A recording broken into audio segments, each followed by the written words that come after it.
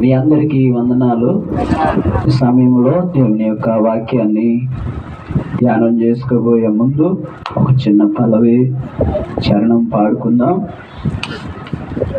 నీ వాక్యమే నన్ను బ్రతికించెను, బాధలలో నెమ్మదినిచ్చెను. నీ వాక్యమే నన్ను బ్రతికించెను, బాధలలో నెమ్మదినిచ్చెను. కృపాశక్తి దయాశక్తి సంపూర్ణుడా, వాక్యమై ఉన్న యేసు వందనమయ్యా. కృపాశక్తి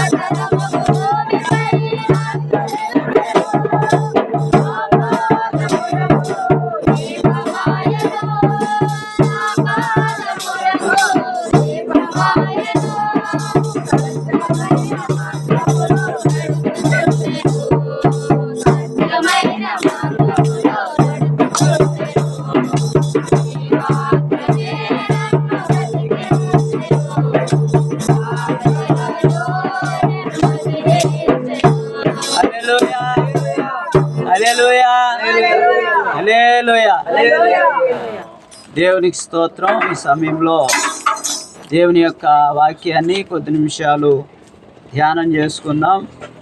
పరిశుద్ధ గ్రంథంలో నుంచి లూకాసు వార్త 13వ అధ్యాయం, లూకాసు వార్త 13వ అధ్యాయం 34వ వచనంలో గల దేవుని మాటలను మనం ఈ సమయంలో చదువుకుందాం. యెరూషలేమా యెరూషలేమా యెరూషలేమా యెరూషలేమా, ప్రవక్తలను చంపుచు నీ యొద్దకు పంపబడిన వారిని రాళ్లతో కొట్టుచు ఉండుదానా. కోడి తన పిల్లలను తన రెక్కల క్రింద ఎలాగూ చేర్చుకొనునో అలాగే ఎన్నో మారులు నేను నీ పిల్లలను చేర్చుకొనవలెనని ఉంటిని గాని మీరు వెళ్ళకపోతిరి. ఇదిగో నీ ఇల్లు పాడుగా విడవబడుతున్నది. ప్రభువు పేరట వచ్చువాడు స్తుతించబడును గాక అని మీరు చెప్పు వరకు మీరు నన్ను చూడరని మీతో చెప్పుచున్నానని. దేవునికి స్తోత్రం. దేవుడు తన పరిశుద్ధమైన మాటలు మన వెనుకడిలో దీవించును గాక. ఇక్కడ చదవబడినటువంటి వాక్య భాగంలో ప్రభు అయిన యేసుక్రీస్తు వారు యెరూషలేము పట్టణంలో మరి యెరూషలేము పురవీధులలో తిరుగుతూ ఆయన చివరిసారిగా యెరూషలేమును సందర్శించినటువంటి సందర్భాన్ని మనం ఈ సమయంలో చదువుకున్నాం. యేసుక్రీస్తు ప్రభుల వారు ఆయన శరీర రీతిగా ఈ లోకంలో జీవించిన కాలము 33.5 సంవత్సరాలు. 30 సంవత్సరాలు తల్లిదండ్రుల దగ్గర పెరుగుతూ తల్లిదండ్రుల యొక్క సంరక్షణలో ఉంటూ తల్లిదండ్రులకు అంటే యోసేపు మరియల వద్ద ఉంటూ ఏం చేశాడంటే ఆయన మరి తల్లిదండ్రులకు తోడ్పాటునిస్తూ సహకారంగా ఉంటూ తర్వాత 3.5 సంవత్సరాల కాలంలో ఎన్నో అద్భుతాలు యెరూషలేము దేవాలయంలో మరి వాక్యం చెప్పడం, అనేకులను మరి వెళ్ళగొట్టడం, నా మందిరము సమస్త ప్రజలకు ప్రార్థనా మందిరం, అలాగే ఇంకా వ్యాపారం చేసే వారిని, రకరకాలైనటువంటి వారిని ఏం చేశాడంటే అక్కడ ఉన్నటువంటి పరిస్థితులన్నిటిని కూడా తారుమారు చేసి ఇది నా మందిరం అని యెరూషలేములో కొన్ని స్థలాల్లో ఆయన అద్భుత కార్యాలు చేసినట్లుగా లేఖనాల ఆధారంగా మనం చూస్తున్నాం. ఇప్పుడు మనం చదువుకున్నటువంటి వాక్య భాగంలో యేసుక్రీస్తు ప్రభువు వారు ఈ మాట ఎప్పుడు చెప్పారంటే, ఎలా చెప్పారంటే, యేసుక్రీస్తు ప్రభువు వారు మరికొద్ది దినాలకు సిలువ శ్రమలకు అప్పచెప్పబడుతున్నారు, సిలువ వేయబడుతున్నారు.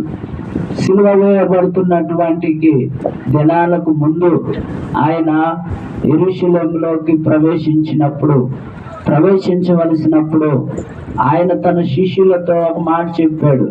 ఏమనంటే, మీ ఎదుటనున్న గ్రామంలోనికి వెళ్ళి కట్టబడిన గాడిద పిల్లను తీసుకురండి, వాటిని విప్పి నా యొద్దకు తీసుకొని రండి.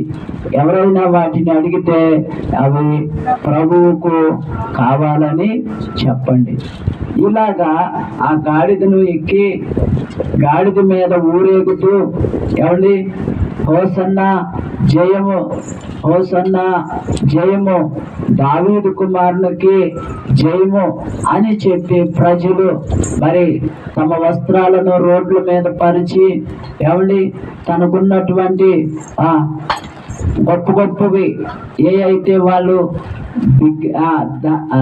దాన్ని ఏమంటారంటే ఘనతగా ఎంచుకుంటారో వాటిని అన్నిటిని కూడా ప్రభు కొరకు విలువైన వస్త్రాలు, విలువైనటువంటి దుస్తులు, ఇంకా వంతులు ఏవేవో ప్రభువుని కింద నడిపించుకోకుండా, నేల మీద నడిపించుకోకుండా వాటి వస్త్రాల మీద నడిస్తే ఏంటంటే ఆ వస్త్రాల ద్వారా వారికి ఏమొస్తుందని, ఘనత వస్తుందని, ప్రభువును ఘనపరిచామని, ప్రభువును మహింపరిచామని, ప్రభువును ఇదిగో ఏం చేసామనంటే ప్రభువును మనం స్తుతించామని.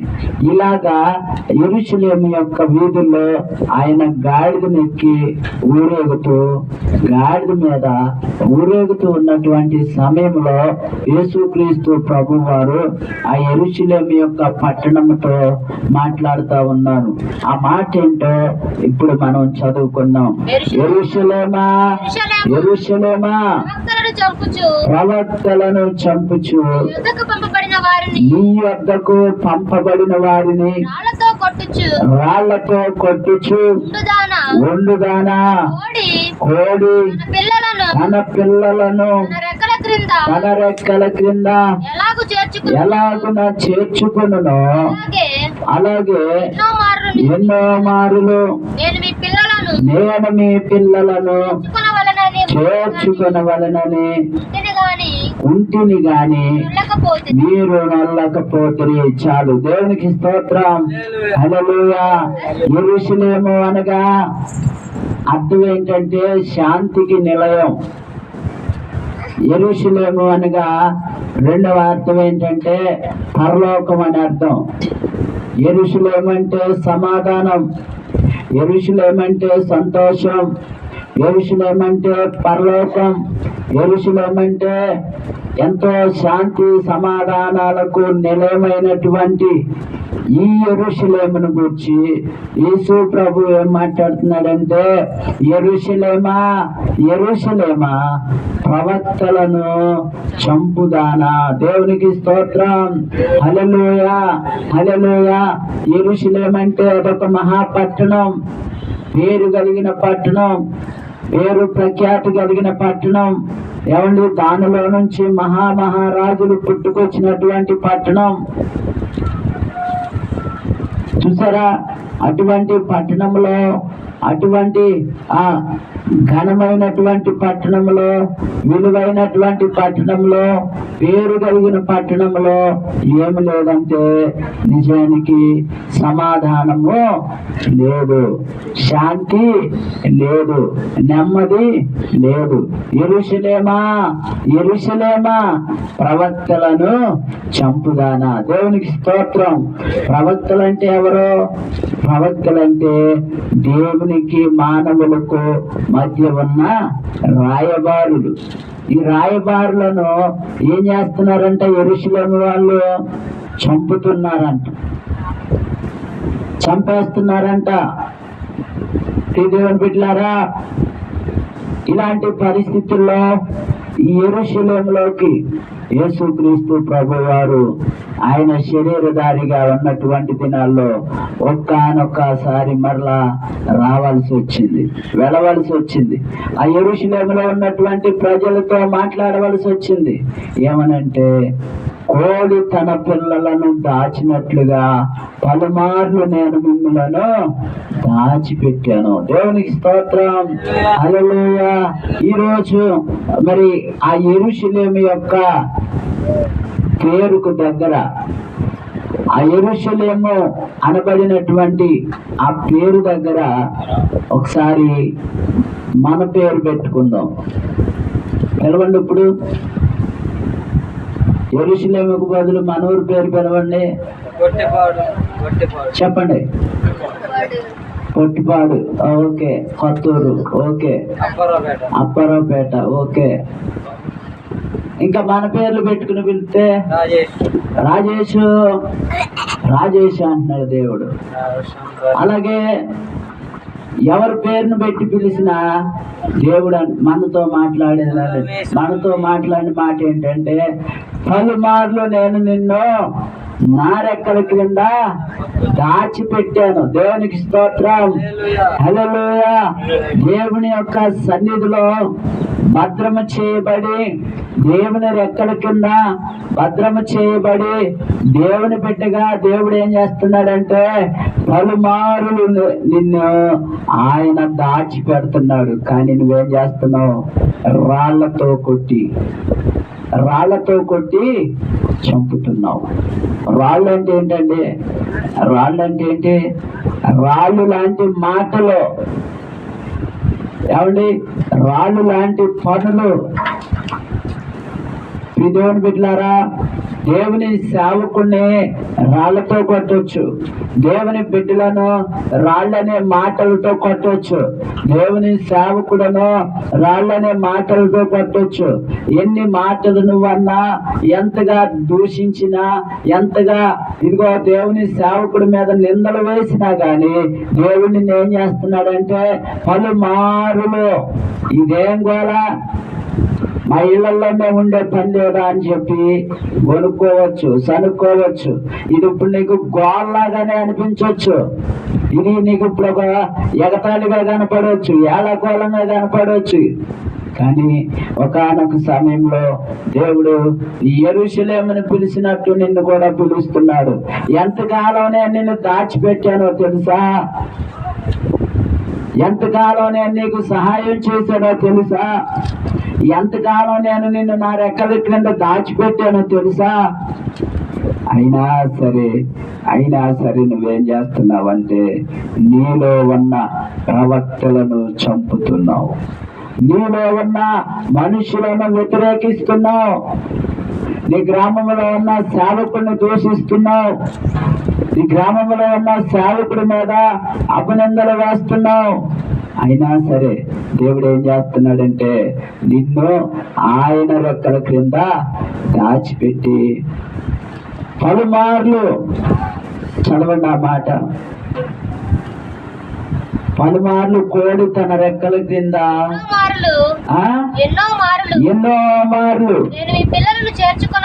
నేను నీ పిల్లలను చేర్చుకొనవలనని ఉంటిని గాని వెళ్ళకపోతురి. దేవునికి స్తోత్రం. దేవుడు నువ్వెంత పాపంలో ఉన్నా, దేవునికి నువ్వెంత గాయాలు చేసినా, దేవునికి నువ్వెంత వ్యతిరేకిగా ఉన్నా, దేవునికి ఎంత తిరుగుబాటు నువ్వు చేసినా, ఎన్నో విపత్తుల్లో నుంచి దేవుడు నిన్ను రక్షిస్తూ, కాపాడుతూ, పోషిస్తూ, సంరక్షిస్తూ ఆయనకున్నది ఒకే ఒక ఉద్దేశం. ఎన్నో మార్లు నేను నిన్ను చేర్చుకోవాలనుకున్నా. దేవునికి స్తోత్రం. హల్లెలూయా. ఎక్కడికి ఆయన చేర్చుకుంటాడంటే ఆయన సన్నిధిలోకి ఆయన మనలను చేర్చుకుంటాడు. ఆయన బిడ్డలుగా మనల్ని అంగీకరిస్తాడు. ఆయన ప్రేమను మనకు చూపిస్తాడు. ఆయన కరుణ వాత్సల్యాన్ని మనకు చూపిస్తాడు. ఆయన రెక్కల కింద మనల్ని ఏం చేస్తాడంటే దాచిపెట్టి ఉంచుతాడంట. హల్లెలూయా, హల్లెలూయా. ప్రియమైన దేవుని బిడ్డలారా, దేవుని వాక్యం వింటున్న వాళ్ళారా, దేవుడు నిన్ను ప్రేమిస్తున్నాడు. యెరూషలేమును ప్రేమించినట్లుగా, యెరూషలేములో యేసుక్రీస్తు మాట్లాడినట్టుగా ఈరోజు ఈ శబ్దయంత్రం ద్వారా, ఈ మైక్ ద్వారా ఎంతమంది దేవుని వాక్యం వింటున్నారో వారందరితో కూడా దేవుడు మాట్లాడుతున్నాడు. పలుమార్లు దేవుడు నిన్ను చేర్చుకోవాలని, పలుమార్లు దేవుడు నీకు రక్షణ కల్పించాలని, పలుమార్లు దేవుడు నీకు మారు మనసు దయచేయాలని, ఏమండి, కోటాల ద్వారా, ఉపవాస ప్రార్థనల ద్వారా, ఆదివారం ఆరాధన ద్వారా, స్తుతి కోరికల ద్వారా, ఇదిగో సువార్త పత్రికల ద్వారా, పాస్టర్ గారుల ద్వారా, విశ్వాసుల ద్వారా ఎన్నో మారులు దేవుడు నిన్ను చేర్చుకోవాలనుకుంటున్నాడు. కానీ నువ్వేం చేస్తున్నావంటే ఒప్పుకోవట్లేదు. కాబట్టి ప్రియ దేవుని బిడ్డలారా, యేసుక్రీస్తు ప్రభు గారు ఆయన మాట్లాడుతున్నాడు. పలుమార్లు కోడి తన పిల్లలను దాచినట్లుగా, చదవండి ఆ మాట కిందకి. ఇంకా దేవుని మాట విననటువంటి వారికి, ఎన్నిసార్లు పిలిచినా పట్టించుకోనటువంటి వారికి, రక్షణ సువార్త విననటువంటి వారిని కూర్చి దేవుడు చెప్తున్నటువంటి మాట ఏంటంటే, ఇదిగో నీ ఇల్లు నీకు పాడుగా విడవబడుతున్నది, ప్రభు పేరట వచ్చువాడు స్తుతింపబడును గాక అని నీవు చెప్పు వరకు మీరు నన్ను చూడరని నీతో చెప్పుచున్నానని. దేవునికి స్తోత్రం. హల్లెలూయా. ప్రభునందు ప్రియ దేవుని బిడ్డలారా, ఈ దినం దేవుడు మనతో చెప్తున్నాడు.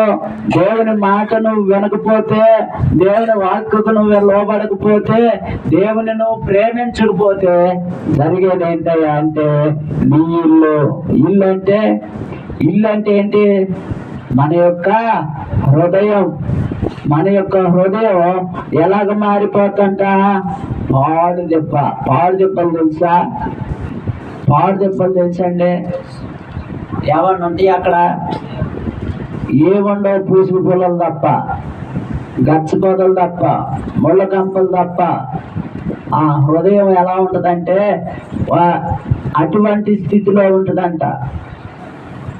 నీ ఇల్లు పాడు దెబ్బగా మారిపోతే, దేవుడు నివసించాల్సిన నీ హృదయం అనే ఇల్లులో, దేవునికి స్థానం ఇవ్వాల్సిన నీ హృదయం అనే ఇంటిలో, దేవునికి ఇదిగో మరి లోబడవలసినటువంటి నీ హృదయం దేవునికి వ్యతిరేకంగా మారటం ద్వారా, దేవునికి వ్యతిరేకంగా నువ్వు ఉండటం ద్వారా అనేక సార్లు దేవుడు చేర్చుకోవాలని ఆశపడినా నువ్వేం చేస్తున్నావంటే దేవుని యొక్క వ్యతిరేకతను, దేవుని యొక్క ఆ యొక్క పిలుపును పెడచెవిని పెడుతున్నావు. కాబట్టి నీ ఇల్లు పాడు దెబ్బగా, నీ హృదయం అనే ఇల్లు ఎంతో కష్టపడతావు, ఎంతో చెమటోడుస్తావు, ఎన్నో డబ్బులు కూడబెడతావు, మనశ్శాంతి నీ హృదయంలో ఉండదు, నెమ్మది నీ హృదయంలో ఉండదు.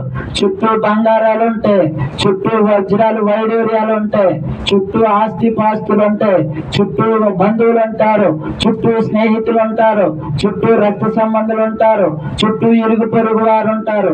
ఎవరున్నా గాని నీ హృదయంలో ఉన్న బాధ, నీ హృదయంలో ఉన్న వేదన, నీ హృదయంలో ఉన్న కష్టం, నీ హృదయంలో ఉన్న ఆ అసమాధాన పరిస్థితులు, నెమ్మది లేని పరిస్థితులు దేవునికి దూరమైనప్పుడు నువ్వు నీ హృదయంలో నువ్వు పడుతున్న బాధ ఎలా ఉంటుందంటే పాడు దెబ్బలాగా ఉంటుంది. దేవునికి స్తోత్రం, హల్లెలూయా. అందుకే అటువంటి పరిస్థితుల్లోకి నువ్వు వెళ్ళకూడదని, నీ యొక్క హృదయం పాడు దెబ్బగా మారకూడదని, నీ యొక్క హృదయం నెమ్మదితో నింపబడాలని, నీ యొక్క హృదయం సమాధానంతో నింపబడాలని, నీ యొక్క హృదయం సంతోషంతో నింపబడాలని, నీ యొక్క హృదయం ఇదిగో దేవునితో నింపబడాలని దేవుడు అంటున్నాడు. యెరూషలేమా యెరూషలేమా అని పిలుస్తున్నాడు. యెరూషలేము ప్లేస్ లో నీ పేరు పెట్టుకో. నువ్వెవరైనా సరే, ఏ కులమైనా సరే, ఏ మతమైనా సరే, ఏ జాతి అయినా సరే, నల్లవాడైనా తెల్లవాడివైనా, పొట్టోడైనా పొడుగోడైనా, ఏ గ్రామానికి చెందిన వారువైనా, ఏ కులానికి చెందిన వారువైనా, నువ్వేం చేయాలంటే సమాధాన సంబంధమైన సంగతులను నువ్వు తెలుసుకోవాలి. ఎంతకాలం సమాధానం లేకుండా ఉంటావు, ఎంతకాలం నెమ్మది లేకుండా ఉంటావు, ఎంతకాలం సంతోషం లేకుండా ఉంటావు, ఎంతకాలం జీవితాన్ని వృధాగా గడుపుతావు, ఎంతకాలం దేవుడు లేకుండా నీ బ్రతుకును కొనసాగిస్తావు. పైకి నవ్వుతున్నావు గాని, పైకి బాగానే ఉంటున్నావు గాని, పైకి డబ్బులు ఉన్నట్టు నటిస్తున్నావు గాని, డబ్బులతో కొనలేని సమాధానం నీలో లేదు. తాత్కాలికమైనటువంటి సంతోషాన్ని నువ్వు అనుభవిస్తున్నావు. సంతోషం కోసం ఎక్కడెక్కడికో పరుగులు పెడుతున్నావు, అపవిత్రమైన స్థలాల్లో జీవిస్తున్నావు, అపవిత్రమైన కార్యక్రమాలు చేస్తున్నావు, దేవునికి విరోధిగా మారిపోతున్నావు, దేవునికి అవిధేయుడిగా మిగిలిపోతున్నావు, శాపాన్ని కొని తెచ్చుకుంటున్నావు, నష్టాన్ని కొని తెచ్చుకుంటున్నావు, ప్రాణం మీదకు తెచ్చుకుంటున్నావు, ప్రాణాన్ని పోగొట్టుకోవడానికి ఇష్టపడుతున్నావు కానీ దేవుని వైపు నీ హృదయాన్ని తిప్పుకోలేకపోతున్నావు. దేవునికి స్తోత్రం. దేవుడు అందుకే అంటున్నాడు ఎన్నో మార్లు, ఎన్నో సార్లు నిన్ను చేర్చుకోవాలని ఆశపడ్డా. ప్రియ దేవుని బిడ్డ, ఈరోజు యేసుక్రీస్తు ప్రభు వారు శారీరకంగా సంతోషంగా ఆ గాడిద మీద ఊరేగుతున్నాడు కానీ ఆయన ఆత్మలో వేదన చెందుతూ, ఆయన ఆత్మలో ఏడుస్తూ, ఆయన ఆత్మలో బాధపడుతూ ఆ యెరూషలేము వీధుల్లో తిరుగుతూ ఆ గాడిద మీద కూర్చుని ఆయన పలికినటువంటి మాట ఏంటంటే యెరూషలేమా యెరూషలేమా. ప్రియ దేవుని బిడ్డ, మనం ఎన్నోసార్లు ఈ మంటల ఆదివారాన్ని జరుపుకుంటున్నాం, ఎన్నోసార్లు బజార్లమ్మడి తిరిగి దేవుణ్ణి స్తుతిస్తున్నాం. దేవుని యొక్క ఉద్దేశం ఏంటంటే, దేవుని యొక్క సంతోషం ఏంటంటే నువ్వు రక్షణ పొందటమే దేవునికి సంతోషం, దేవుని దగ్గరికి రావటమే నువ్వు సంతోషం. కానీ పలుమార్లు ఆయన నిన్ను చేర్చుకోవాలని ఆశపడ్డావు కానీ నువ్వు ఒప్పకపోయినందున ఆయన మాట్లాడుతున్నాడు, బాధపడుతున్నాడు, వేదన చెందుతున్నాడు. మరి కొద్ది రోజుల్లో ఆయన అన్యాయపు తీర్పు పొందబోతున్నాడు, ఆయన కఠినమైన తీర్పు పొందబోతున్నాడు, ఆయన శిలువ శ్రమలకు అప్పగించబోతున్నాడు, ఇదిగో అప్పగించబడబోతున్నాడు. ఇదిగో మీలో నన్ను ఒకరు అప్పగిస్తారని చెప్తున్నాడు. ప్రియ దేవుని బిడ్డ, ఈ మాటలు ఎందుకంటే ఎవరి కోసం అంటే నీ కోసమే. గ్రామం బాగుపడాలని, కుటుంబాలు బాగుపడాలని, ఏమండి సంఘాలు బాగుపడాలని, మీ జీవితాలు బాగుపడాలని. ఎందుకంటే ఈ సువార్త ప్రకటించేదంటే నీవు బాగుపడాలని. దేవునికి స్తోత్రం, హల్లెలూయా. దేవుని బిడ్డ, ఒకసారి ఆలోచించేయి. ఇది నీకు ఒక ఎగతాళిగా కనపడవచ్చు, ఇది నీకు ఒక హేళనగా కనపడవచ్చు, ఇది నీకు ఒక ఆచారంగా ప్రతి సంవత్సరం ఇంతే చేస్తారయ్యా అనుకోవచ్చు. కానీ ఒక సత్యం ఏంటంటే దేవుడు ఆ యెరూషలేమును పిలిచినట్లుగా నిన్ను పిలుస్తున్నాడు ఆయన యొద్దకు రమ్మని. హల్లెలూయా, హల్లెలూయా. ఎక్కడున్నావో, ఏ స్థలంలో ఉన్నావో, ఏ స్థితిలో ఉన్నావో, ఏ పరిస్థితిలో ఉన్నావో, దిగజారిపోయిన స్థితిలో ఉన్నావా, అణగారిపోయిన స్థితిలో ఉన్నావా, దిక్కుతోచని స్థితిలో ఉన్నావా, ఎలాంటి స్థితిలో ఉన్నా గాని నేను నిన్ను పలుమార్లు నిన్ను పిలుస్తున్నాను, నిన్ను ఉద్దేశించి మాట్లాడుతున్నాను, నువ్వు నా దగ్గరికి రా. హల్లెలూయా. ఎంతకాలం నువ్వు ఆపదలో చిక్కుబడి ఉంటావు, ఎంతకాలం నువ్వు ఆదరణ లేక చిక్కుబడి ఉంటావు. దేవుని బిడ్డ, దేవుడు నీతో మాట్లాడుతున్నాడు, గ్రామంతో మాట్లాడుతున్నాడు, సంఘంతో మాట్లాడుతున్నాడు, సంఘమై ఉన్నటువంటి దేవుని బిడ్డలతో మాట్లాడుతున్నాడు. ఏమన్నా తెలుసా? కోడి తన రెక్కల క్రింద దాచిపెట్టినట్టుగా నేను మిమ్మల్ని దాచిపెడతాను. హల్లెలూయా. యేసు ప్రభు ప్రేమ గొప్ప ప్రేమ. యేసు ప్రభు ప్రేమ ఆయన మరణం వరకు సహించినటువంటి ప్రేమ. యేసు ప్రభు ప్రేమ మరణాన్ని జయించిన ప్రేమ. ఆ ప్రేమ ఎలాంటిదంటే ఆశ్చర్యమైన ప్రేమ, కల్వరిలోని ప్రేమ, మరణము కంటే బలమైన ప్రేమది, నన్ను జయించే ప్రేమ. మరణము కంటే బలమైన ప్రేమది, నన్ను జయించే ప్రేమ. ఆశ్చర్యమైన ప్రేమ, శ్రమలు సహించిన ప్రేమ, నాకై శాపమునొచ్చిన ప్రేమ. శ్రమలు సహించిన ప్రేమ, నాకై శాపమునొచ్చిన ప్రేమ. నాకై మరణించి జయాన్నిచ్చే తన మహిమనిచ్చే, నాకై మరణించే జయాన్నిచ్చే తన మహిమనిచ్చే. ఆశ్చర్యమైన ప్రేమ, కల్వరిలోని ప్రేమ, మరణము కంటే బలమైన ప్రేమది, నన్ను జయించని ప్రేమ. శ్రమలు సహించిన ప్రేమ, నాకై శాపమునొచ్చిన ప్రేమ. శ్రమలు సహించిన ప్రేమ, నాకై శాపమునొచ్చిన ప్రేమ. విడనాడని ప్రేమది, ఎన్నడూ ఎడబాయడు. విడనాడని అర్థం ప్రేమది, ఎన్నడూ ఎడబాయడు. ఆశ్చర్యమైన ప్రేమ, కల్వరిలోని ప్రేమ, మరణము కంటే బలమైన ప్రేమది, నన్ను జయించని ప్రేమ.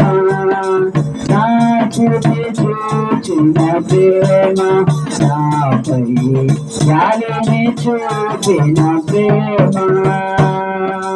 నా చూచి చూచిన ప్రేమ, నాపై జాలిని చూపిన ప్రేమ. నాకై పరుగెత్తే స్వర్గాలొచ్చే, మోసారి కన్నీరు తుడచే. నాకై పరుగెత్తే మోసారి కన్నీరు తుడచే. ఆశ్చర్యమైన ప్రేమ, కల్వరిలోని ప్రేమ, మరణము కంటే బలమైన ప్రేమది నన్ను జయించెని ప్రేమ మరణము కంటే బలమైన ప్రేమది నన్ను జయించెని ప్రేమ. హల్లెలూయా హల్లెలూయా హల్లెలూయా. యేసు ప్రభు ప్రేమ ఏంటంటే నువ్వు శిక్షించబడకూడదని. యేసు ప్రభు ప్రేమ ఏంటంటే నువ్వు నరకానికి వెళ్ళకూడదని. యేసు ప్రభు ప్రేమ ఏంటంటే నువ్వు నిత్య జీవాన్ని పొందుకోవాలని. యేసు ప్రభు యొక్క ప్రేమ ఏంటంటే నువ్వు పాపములో ఉండి చనిపోకూడదని. నిత్య జీవానికి వారసుడవు కావాలని ప్రభు కోరుకుంటున్నాడు. అందుకే పిలుస్తున్నాడు, యెరూషలేమా.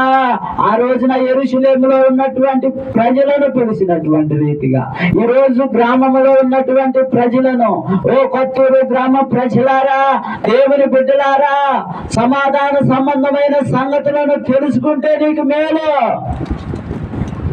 ఏది మంచో ఏది చెడో, ఏది చెయ్యాలో ఏది చేయకూడదు నువ్వు ఆలోచించు, ఒకసారి గ్రహించు, నిదానించు. ఈ మధ్యాహ్న సమయంలో ప్రభు నీతో మాట్లాడుతున్నాడు. సమాధాన సంబంధమైన సంగతులు తెలుసుకుంటే నీకెంతో మేలు లేదా నీ జీవితంలో మేలు పొందలేకపోతున్నావా? సమాధాన సంబంధమైన సంగతులు యేసుక్రీస్తు నీకు తెలియజేస్తున్నాడు.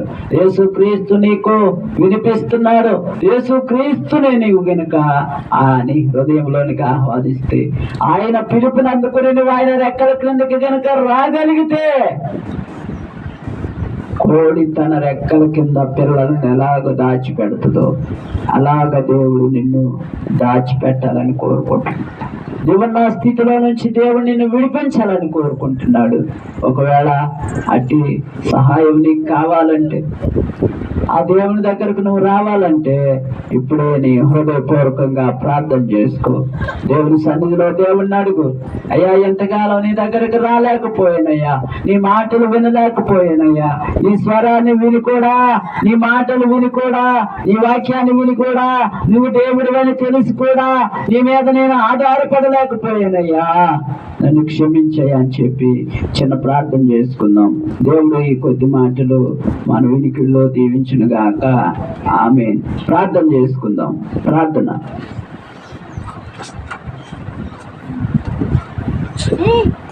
ప్రార్థన చేసుకుందాం. ప్రతి ఒక్కరు నోరు తెరిచి సమాధాన సంబంధమైన సంగతులు నువ్వు తెలుసుకోవాలి. అట్టి కృప దేవుడు నీకు దయచేయాలని కోరుకో.